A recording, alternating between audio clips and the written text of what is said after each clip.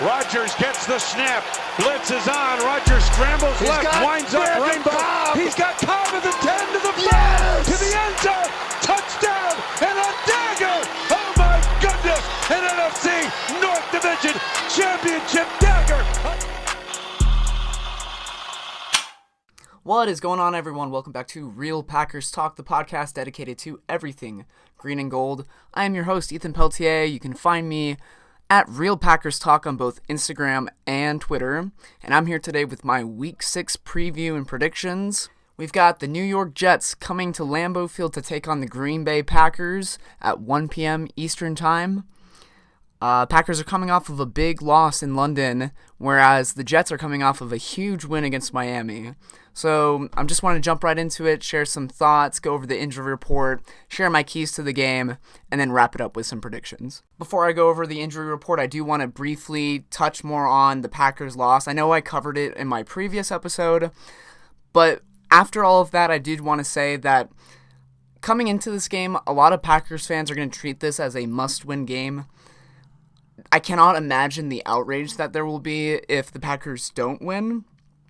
But the good news is that within the Matt LaFleur era, the Packers have not dropped back-to-back games. So it seems like they've always been able to respond after coming after a loss. Hopefully we see more of the same and that trend continues.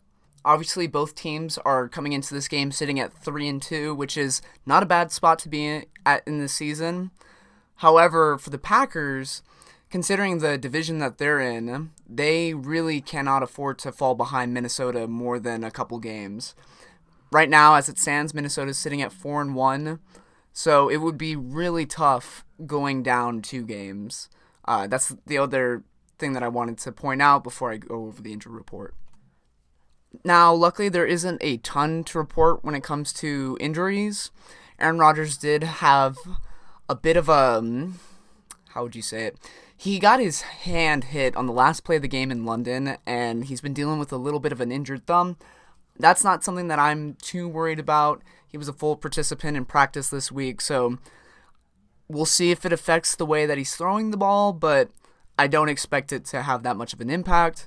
Moving forward, Rashawn Gary has apparent toe injury, so he's been listed as questionable. Again, that's something to keep an eye on. If he does play, that's great. If not, there isn't a ton of depth behind Rashawn Gary and Preston Smith at outside linebacker. So maybe look to see Enigbare get a little bit more playing time this week. Also, Christian Watson has been ruled out. He's been dealing with a lingering hamstring issue. And I actually believe that he's going to miss some time. I wouldn't be surprised if they end up putting him on IR for a little bit, just to kind of make sure that he's fully ready to go 100%. Hamstrings are something that you don't want to mess around with. They can linger, and they can seriously affect the way that you're running, breaking down. It's just, for a receiver, or a position like wide receiver in the NFL, you don't want to be dealing with hamstring injuries. So hopefully, with some time off, he can get going again. For the Jets, I only have 2 players listed on their injury report.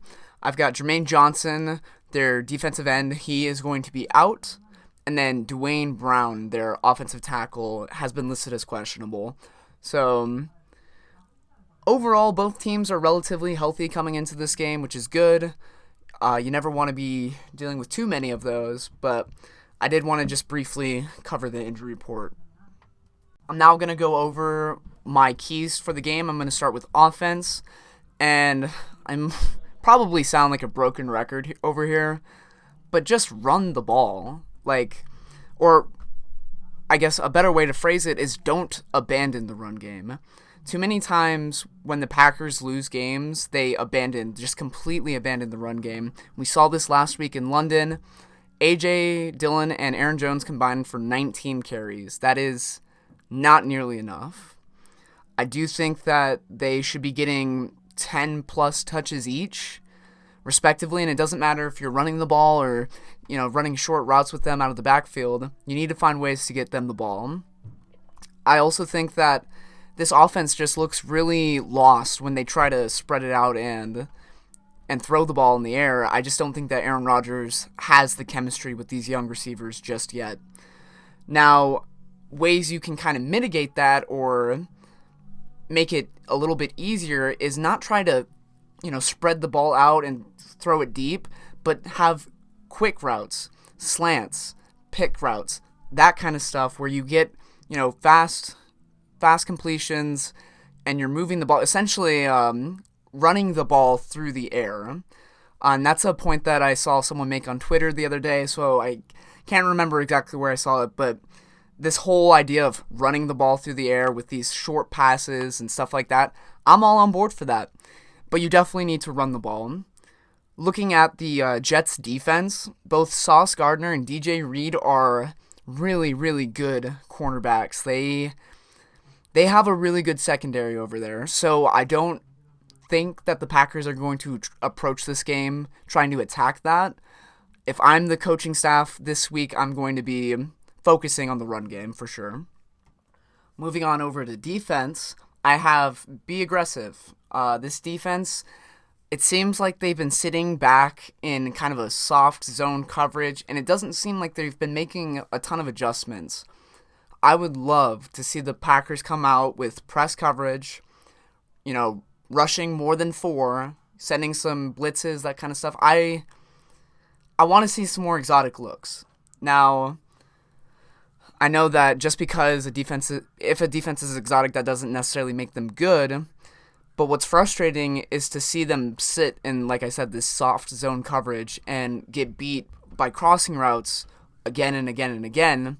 They've got a really good defense. Like, if you look at the talent on defense, they should be, I think, game planning better.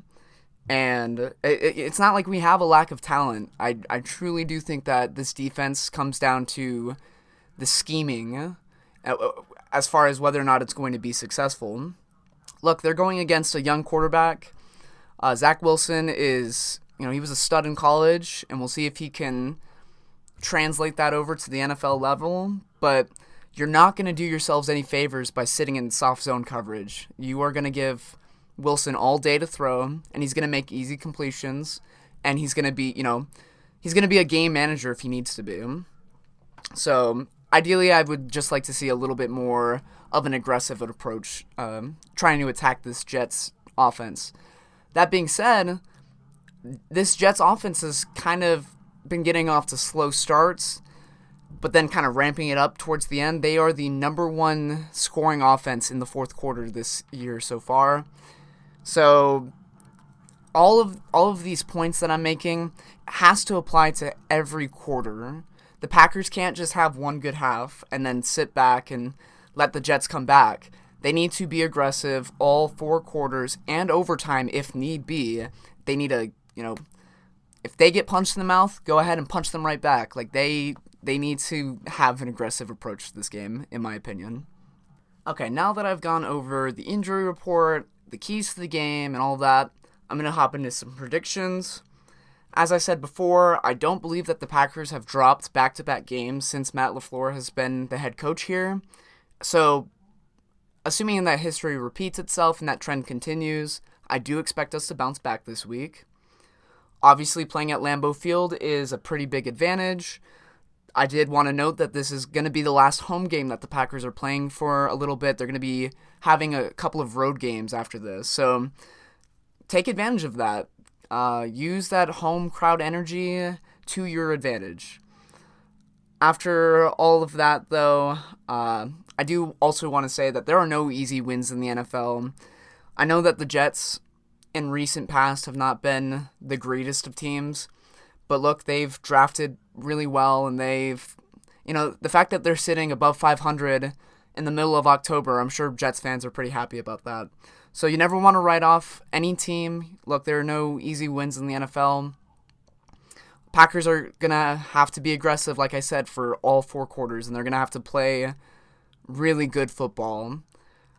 I personally don't want to label this as a must-win game, simply because we are so early in the season. But if we do lose this game, looking back in the future, we're definitely going to be like, man, that's one we wish we would have had back. After all of that, though, my final score prediction is going to be 24-17, Packers on top. we'll see if I'm any close. I don't feel like any of my predictions have been close this year so far. So maybe this one will be, hopefully, knock on some wood. But I do want to thank you all for listening to the podcast. It truly means the world to me. It blows my mind that there are people out here who are willing to listen to what I have to say about the green and gold. So thank you. You can find my podcast anywhere on Spotify, Anchor, and YouTube.